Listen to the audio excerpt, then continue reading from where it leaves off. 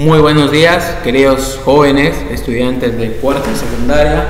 Un saludo para todos, para Yolanda, para Franklin, para Samuel, para Darickson, para Fernando, para Juan Gabriel, para Moisés, para Franklin, para todos. Tengan un saludo, bienvenidos a una clase más en esta semana. Antes de comenzar esta clase vamos a hacer una oración. Inclinemos el rostro donde estamos y oremos. Querido Señor, te damos gracias por un día más de vida, gracias por el don de la vida que nos das. Te pedimos que nos protejas de esta situación grave que está sucediendo en el mundo y también nuestras familias a la distancia. Provéenos siempre de todo lo que necesitamos y también te damos gracias por tu protección y tu cuidado durante estos días muy delicados que pasa el mundo entero, Señor. Acompáñanos y danos el entendimiento para comprender nuestras clases. En el nombre de Jesús, amén. Bueno, vamos a empezar nuestra clase de esta mañana sobre la filosofía en Oriente. Nosotros hemos visto que el mundo está separado en dos corrientes filosóficas muy fuertes, la filosofía occidental y la filosofía de Occidente. Y hemos visto ya unos vistazos, pequeños antesala de la clase anterior sobre filosofía oriental, que vamos a ver hoy día nuevamente. Filosofía en Oriente. La filosofía oriental se encuentra integrada por diferentes corrientes filosóficas y religiosas que se originaron en Asia del Sur y Asia Oriental. Es una filosofía que se propagó a partir de las invasiones ejecutadas por Alejandro Magno, dado que él era helenista. Se unieron elementos a la cultura griega y la oriental. Los principales representantes de la filosofía oriental fueron Lao Tse y Confucio. Hasta ahí, ¿qué nos va diciendo? Nos dice que esto es iniciado, dice, ¿por qué? Corrientes filosóficas y religiosas que se originaron en Asia del Sur y en Asia de Oriente.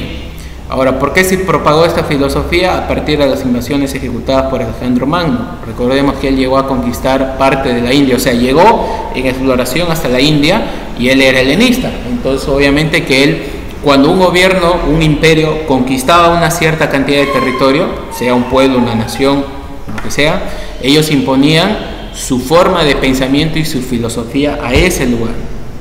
¿Ven? Traían sus dioses, traían sus tradiciones, etcétera, etcétera. Y la concepción de Alejandro como helenista era conquistar todo el mundo, todo lo que se pueda, y que sea con una sola forma de pensamiento todos, y que no haya una diferencia entre ninguno de los territorios que él conquistaba. Ahora, para que nos hagamos una idea, ¿cuál es la región de Asia, sur de Asia? Es todo esto, miren. Esto es el sur de Asia. Tenemos a Irán, Afganistán, Pakistán, India, Nepal, Tibet, Bangladesh, etc. Entonces, Alejandro Magno, si nosotros vemos, esto es el mar Rojo, esto es el mar Mediterráneo y Grecia está ubicado por acá. Entonces ellos llegaron hasta esta parte de Asia del Sur, conquistando. Entonces por eso empieza lo que es esto. Por ejemplo, ellos cuando empieza esto, empiezan a ser politeístas también. Los que viven en esta zona empiezan a tener varios dioses influenciados por la cultura griega, luego se vuelven monoteístas y empiezan a desarrollar su propia forma de filosofía propia de ellos. ¿Y cuál es la zona de Asia Oriental? Pues tenemos aquí, esta parte es Asia Oriental, tenemos China, Mongolia, Japón, Taiwán, Corea, etc. Todo esto es, miren, Asia Oriental. Entonces, ¿dónde se inicia la corriente filosófica oriental? En el sur de Asia, que es principalmente India, y el oriente de Asia, que es China. ¿Ok? Luego de esto nos dice el texto que hay dos representantes principales. El primero es Lao Tse, que su nombre significa viejo maestro. Los historiadores y muchos comentaristas datan su existencia entre el siglo VI o el siglo IV a.C. Él ha escrito el Tao Te Ching, que es el principal libro del taoísmo, que significa el camino del hombre. Pero hay un problema con él, que su existencia es muy cuestionada, porque los chinos, ellos escribían registros históricos de todo lo que pasaba, todo lo que sucedía. Ellos tenían registros de emperadores, de reinos, de altos funcionarios, de nobles, personas rescatadas, destacadas, de maestros también, pero de Lao Tse no hay registros escritos de él, y todo lo que se conoce es a través de la tradición oral. O sea, quiere decir que ha pasado más de 2500 años y su nombre ha sido transmitido de manera oral, pero nunca escrita. Entonces por eso hay un cuestionamiento de que él exista. Otros dicen que ha sido, por ejemplo, que ha sido contemporáneo de Confucio, por lo cual entonces debería ser el siglo IV a.C. su existencia, porque Confucio es el año 538 a.C. Entonces eso. Pero ¿cuál es la filosofía de Lao Tse? Dice, su filosofía se fundamenta en el camino del hombre. Lao Tse sostiene que la sabiduría se puede alcanzar a través de la virtud y la armonía con el universo, lo que influirá en la felicidad del hombre. ¿Qué dice? La filosofía se fundamenta en el camino del hombre. Sostiene él que la sabiduría es alcanzada a través de la virtud y la armonía con el universo. Virtud y armonía con el universo se alcanza la sabiduría. Esto influye en la felicidad del hombre. ¿Ven? Y luego Confucio, que su nombre es traducido como maestro Kong, él sí tiene una fecha exacta de nacimiento, que es 28 de septiembre del año 538 a.C.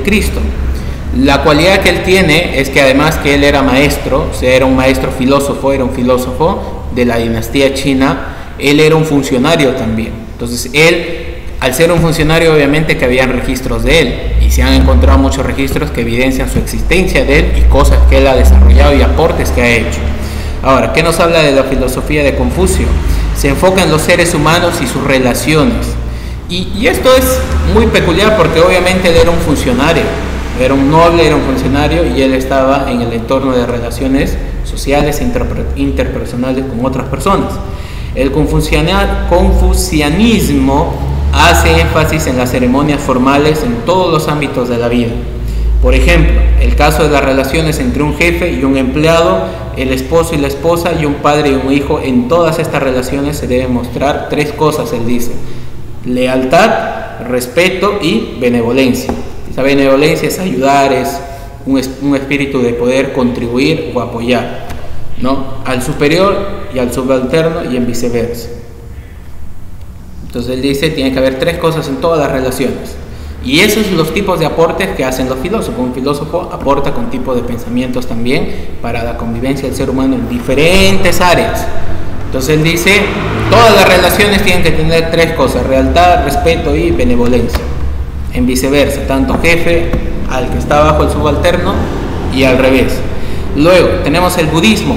El budismo, pues conocemos a Buda, que él nació en la época, en el territorio que hoy día es considerado como Nepal. Su mamá tuvo un sueño que vino un elefante y entró a su vientre por sus costillas, y era como ellos consideran que era como una profecía, que era un niño muy especial.